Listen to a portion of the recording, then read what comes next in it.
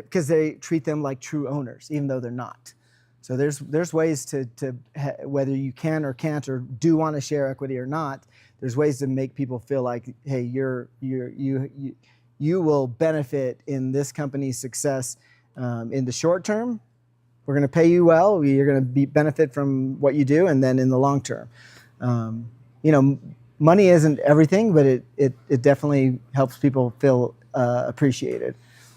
And then the rest of the culture, can help with that too. It's amazing.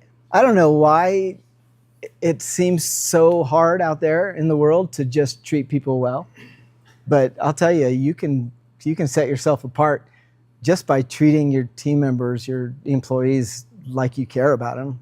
I mean, hopefully you do care about them, but if you don't, figure it out, because I think we have lots of what we call boomerang employees, because everybody wants to go see the grass is greener, especially if they've never worked anywhere else in their life. They're going to go check it out. They may get paid more, and they think that things are better, and then they come back because, we treat people well. We don't run them into the ground. That's another thing. If you want people to stay, you can't burn them out. You gotta help them understand work-life balance, and we have tons and tons of our store leaders. We should actually figure out what the percentage is, because it'd be interesting. We call them restaurant refugees. The restaurant industry absolutely runs people into the dirt.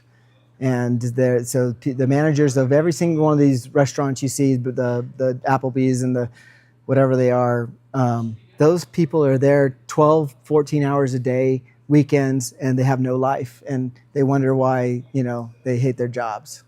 So, great question. Yeah. Have you ever had the temptation or inclination to move upstream in the industry to build equipment and stuff? Yeah. An example for me was in 1981, I wrote the specification for what became the industry standard car top sign in pizza delivery. And I probably would have been much better off financially if I just would have stopped building stores. Yeah. And got my patent on it and lived off that.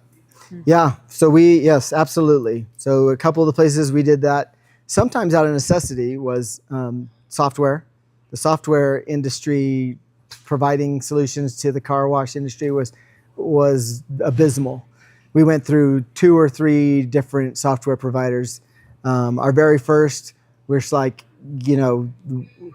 we're trying to share our vision of them. Like, you want us to help you develop, be a good customer. You want us as a customer because we're going to be one of the biggest in the world. But you can tell that, you're 20-something telling that to a software company, and they just think you're smoking something, right? So they were just miserable at customer service, and the solutions weren't good.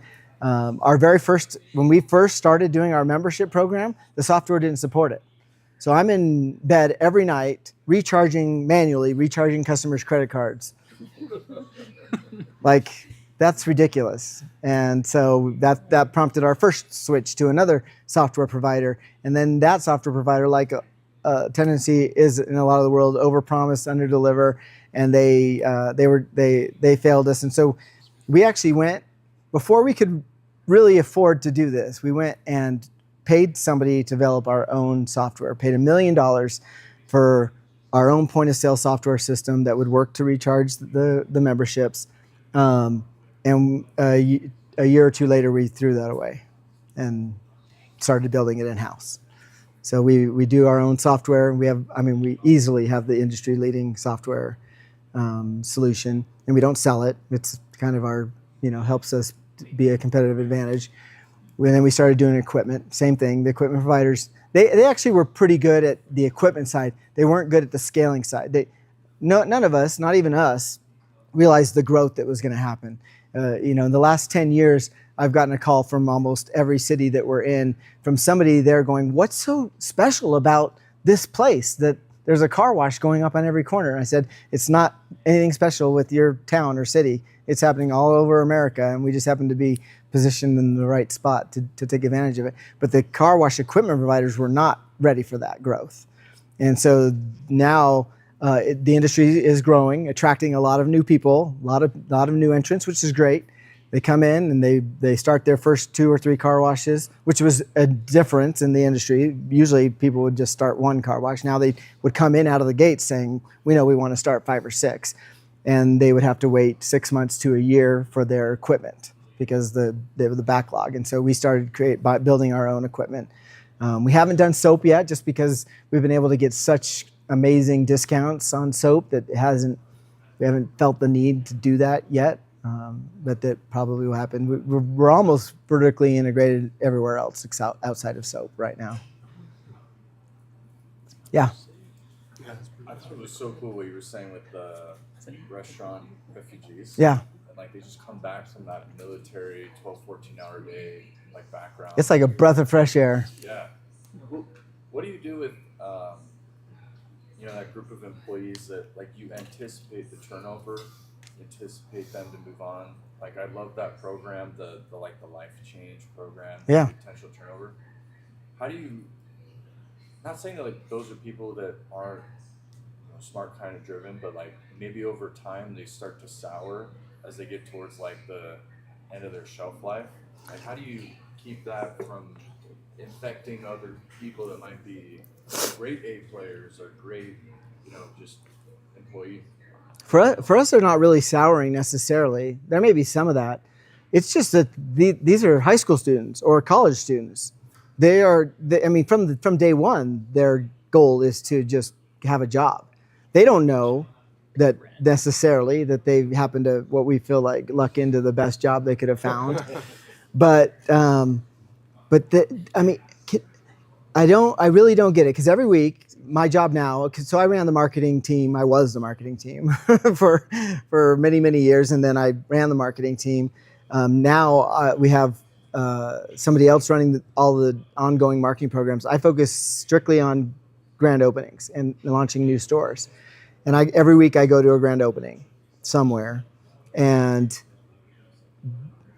I talk to all the new team members and I ask them where they worked before and how they were treated. And I can't believe how low the bar is to just treat people well at their job. And so, so what that translates into us, in my opinion, and any company, is if people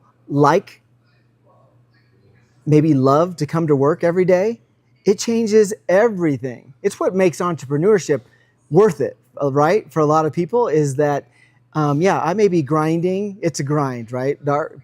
We joke about being a 21-year overnight success. The first decade was an absolute and utter grind. And did I sacrifice some family time? Absolutely.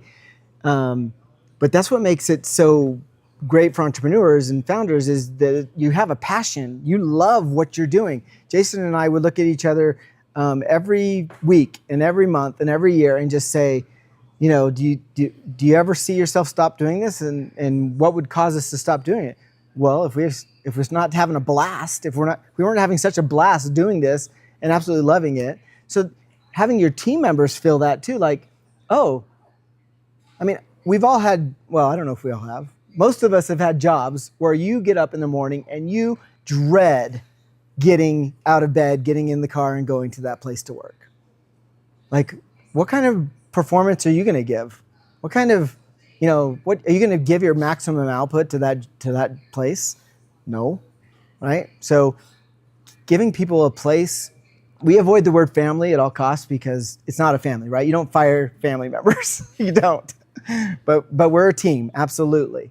And we want people to come, join a team where they're cared for and they care for others. We talk about serving and teaching each other, and it makes a difference. People joke about it being a cult. We're like, fine, great.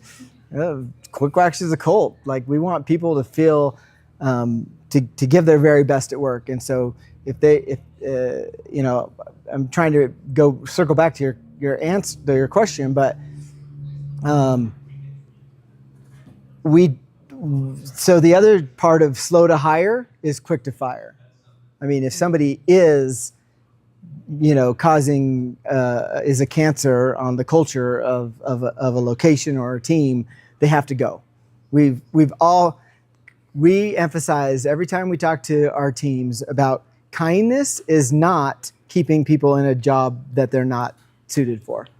Kindness is helping them understand you need to be here.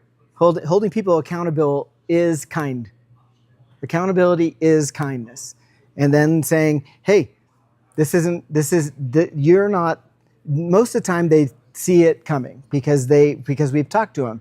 This position requires this. You're not able to, you're either unable or unwilling to do this. Let's help you either find a place better for you in the company, or let's find you another place, and we will honestly help people, in their next job search. I've let people go before it's not a notebook full, but I have a handful of notes from people that I've let go at all levels in the company where they say, thank you. That was the best thing you could have done, is helping me realize where I was falling short, holding me accountable. And in some cases, where they were dishonest, that happens, we have zero tolerance for dishonesty. And then they'll be like, that was a wake up call. I realized I needed to check my integrity, and now I'm thriving in this new position. So thank you. So, yeah, does that help? Yeah, thank you. Yeah. Can we address the person you had to let go that wasn't being quote Yeah. kind? Like, because obviously, I can't envision myself saying, we're going to have to let you go. You're just not nice enough. Yeah. But did you have, like, records of... Sure. And did you show to that person, like, this is how it's affecting our business? Absolutely. Yeah. And it becomes super clear because it's one thing to, like, not be a kind person. But unfortunately, I've had my partners come to me and tell me, look, you have this weakness. Mm-hmm. And those are not fun conversations, right? Yeah. But I either have the ability to change that or I don't. There honestly are some things that I'd like to think we could change anything about ourselves, but kindness is one of those things that that's why we feel so important on, like, hiring. You can teach somebody a skill.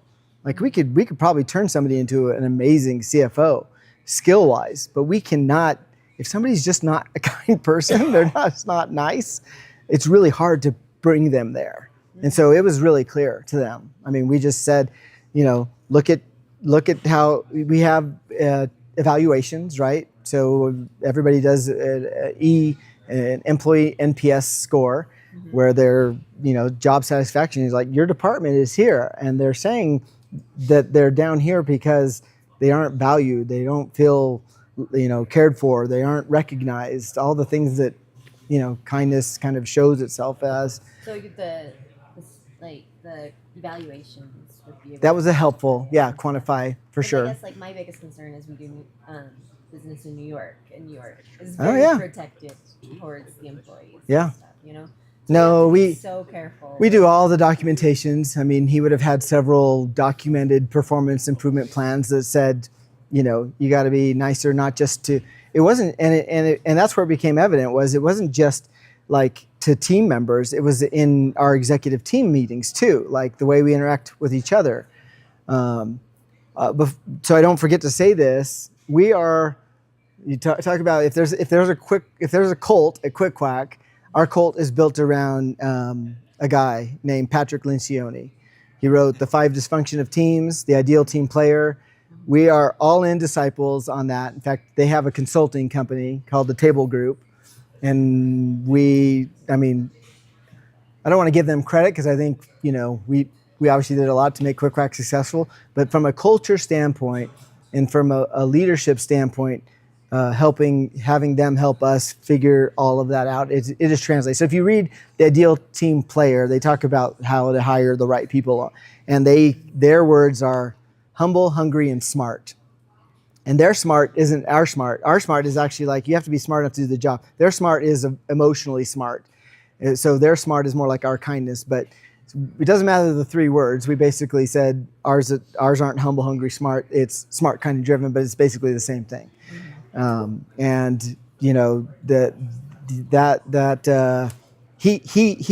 recognized. It was still awkward. It was still a hard thing to be able to say, you can't stay here. And he's not the only person we've had to have that conversation with. But like I said, most of the time they don't. It's not a surprise. That's a big thing, and they recognize they they also don't, they probably recognize they aren't a good fit at that point, right? Like we've had people come in and go, you guys are weird. Like, what is all this lovey-dovey stuff in here? This is stupid. This is a business. And like, that's okay. You're not a fit. That's okay. Like, we're gonna do it our way. And another interesting paradox to me is you can study Steve Jobs and Elon Musk and Amazon guy Jeff Bezos. All these guys, they're kind of super jerks. So I don't know how to reconcile that, but if you're super smart and you can still be successful and treat people insanely poor, but that's not what's going to make us feel good about who we are and what we're doing. So, yeah. I love what you said about hiring with intention and also the value system and then also pride of a team. I was wondering what behaviors for team culture is you'd like to see more of or see less of in a company that would help them thrive? Yeah, it's actually in that book. I mean, there's a pyramid. It starts with building trust. Yeah, so trust, vulnerability, shared accountability, shared results. I mean, that's exactly the stuff. We have had many meetings. In fact, when they started with us, they'll start in a team the first time in a team meeting, and they'll say, "Okay, tell us, 3 things about yourself." But the third thing has to be like the hardest thing you've gone through in your life, And so people end up sharing.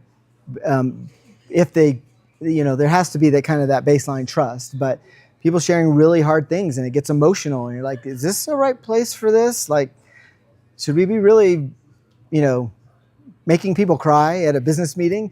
But it ends up making that team just be like bringing them together. It's just like anything where you go through hard things or you share hard things with people, it brings people together. Being vulnerable and then having people, understand you better. Oh, well, that makes sense about who you are because you lost your dad when you were 5. Like these things are normally things that you may go your entire career and not share something, that deep with your team. But we make that a part of all those things. So, One question I have is, how do you go about finding quality investors? Yeah, that's a great question. I mean, early on, it was like, you got money, you're a friend of ours. So, it was a network of our original partners, and so it was friends and family of them, and they seemed to be good people. And our investors don't get equity, and they don't really have a role in shaping the company, and so we probably didn't care if they were good. You mean wealthy investors or good people? I get wealthy, but maybe both. Yeah.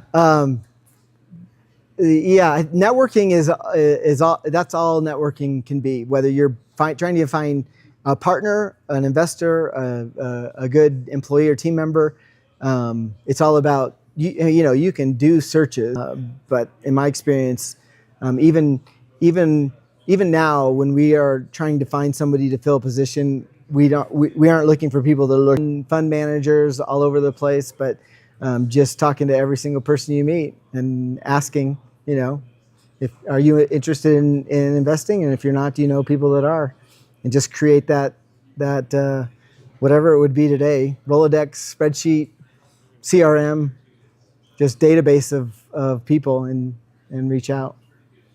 I'll give you a tip that I get lots of people trying to connect on LinkedIn. Don't try to connect with somebody on LinkedIn without writing something in there about why you want to connect and why you think you have a connection with somebody. If somebody just out of the blue and I don't know who they are, I don't, tell me something about yourself. Like, at least, like, if you're trying to sell me something, at least I appreciate you telling me that. Or if I'll go teach. I'll go do this at UVU or BYU. And then I'll get a bunch of LinkedIn requests. But I'm like, I don't know that. Were you in that class? Like, you at least say, hey, we met at iHub or we met at BYU, and I was really impressed, and I'd love to connect with you. And then it's like automatic connect, yes, connect. But just a random blindside LinkedIn. Don't do that. I don't know our timing. How late do we go here? I mean, people stick around. Yeah. I got time, so keep shooting questions if you want. And if you need to leave, take off. We all like the I idea. need to get my car washed. Yeah. I never once paid for a quick Quack Car Wash. I did get a free one when you opened up about a month ago. Yeah, down by UVU. Yeah. I need to go pay for one now. Well, thank you very much. You buy my lunch. Yeah. Quick question. So you mentioned that one book that really helped shape the Yeah. culture of your company. Are there any other books that have been very Yeah. influential in your life? Yeah, some of them are getting a little bit dated, I think. But for us, they were absolutely game changing. One was Built to Last. What else?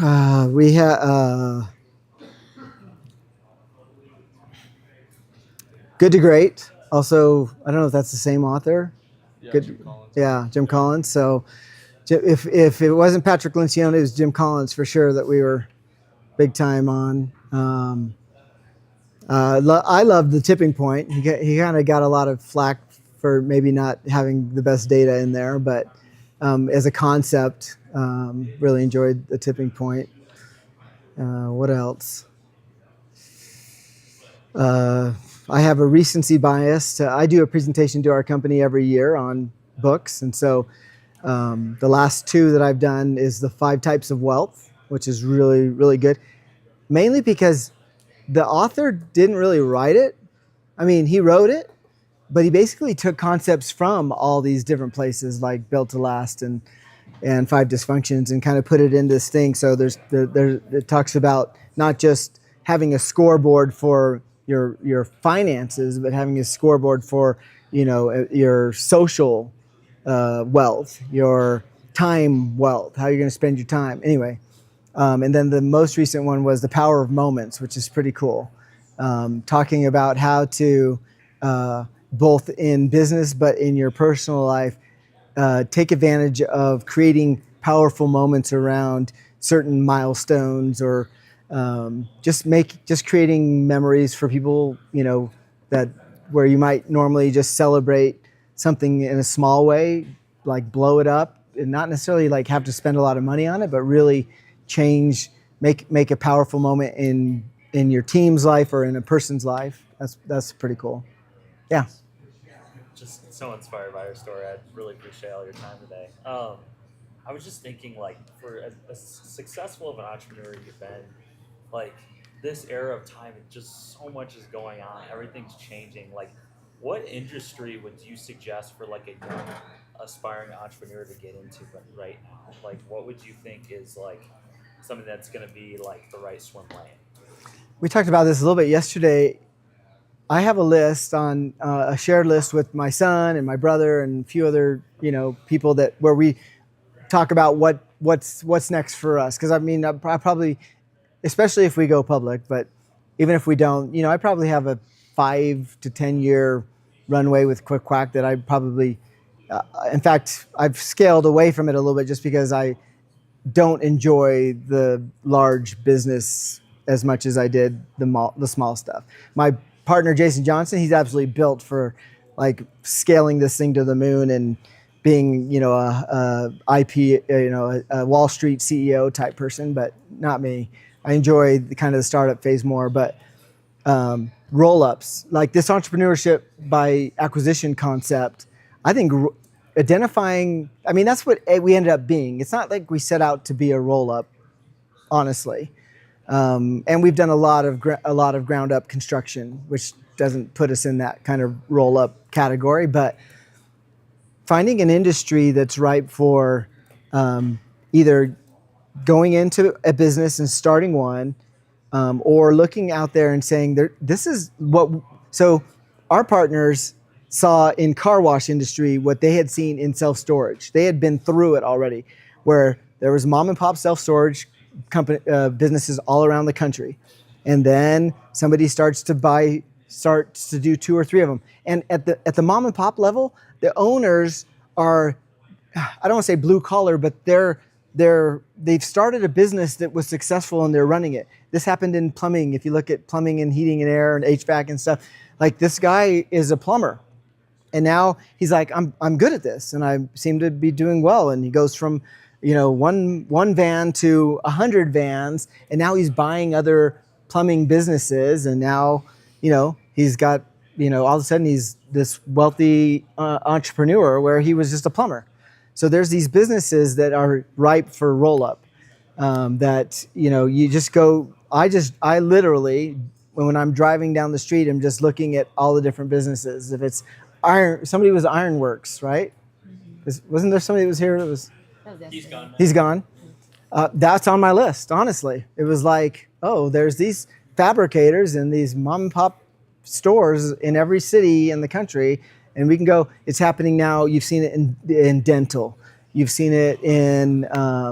I don't know, there's a million other ones, but veterinarians are being rolled up now. So I think that's a fascinating, just go, whether you have a connection to something, or you go just it has to be, I think it has to be kind of interesting to you, right? Like I joke about Jason and I not, washing our cars ever before we started a car wash company. But at the end of the day, it was easy to fall in love with like this concept of like, we want to put out a really clean, dry, shiny car and do it fast and have a, cool experience around it. So, look around, see if it's interesting to you.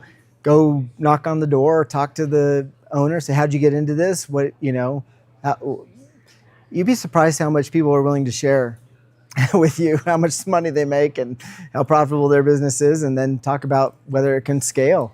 And then, all of a sudden you have this business in Provo, and there's another one in Orem, and there's another one in Linden. And if we bought all three of those, now we can do shared accounting, shared HR, and do economies. We can buy our supplies cheaper. All the stuff that you learn in business school about economies is absolutely, you're driving the margins down, and you're more profitable, and you gain that expertise, which is huge. Like every time we did an acquisition, we'd call it looking into the black box. What were they doing better than we're doing? What can we learn from this acquisition besides just buying the acquisition and turning it into a quick quack?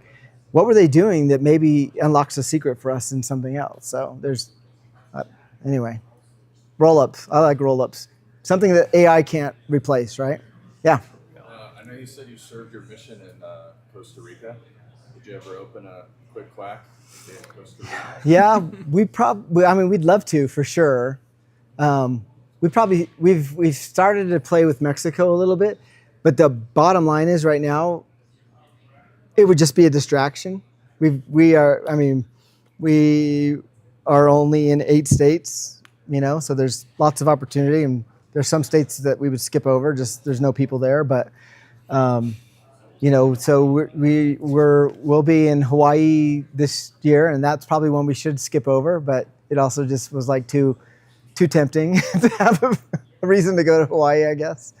But if you just look at California and Texas, our 2 biggest states, honestly, Utah's getting, I don't know, I've probably said this for 5 years now, but feels like it's getting saturated. You guys feel that? Like, really? Another car wash?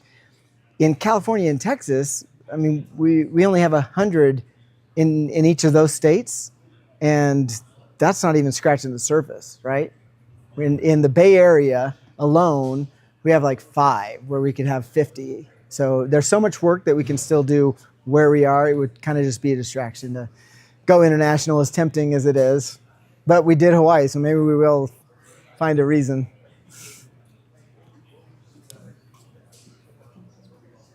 Okay. Well, I normally share my contact information. I think hopefully you can get it through iHub, but I'm happy to, if you want, I'll shout out my phone number right now if you want to write it down. I'm happy to have you text me or set up a phone call, whatever you like. It's 916-677-6642. Thanks for your help today. Yeah. That's great. You're awesome. Thank you. Yeah. You guys are welcome. Thank you. That was awesome.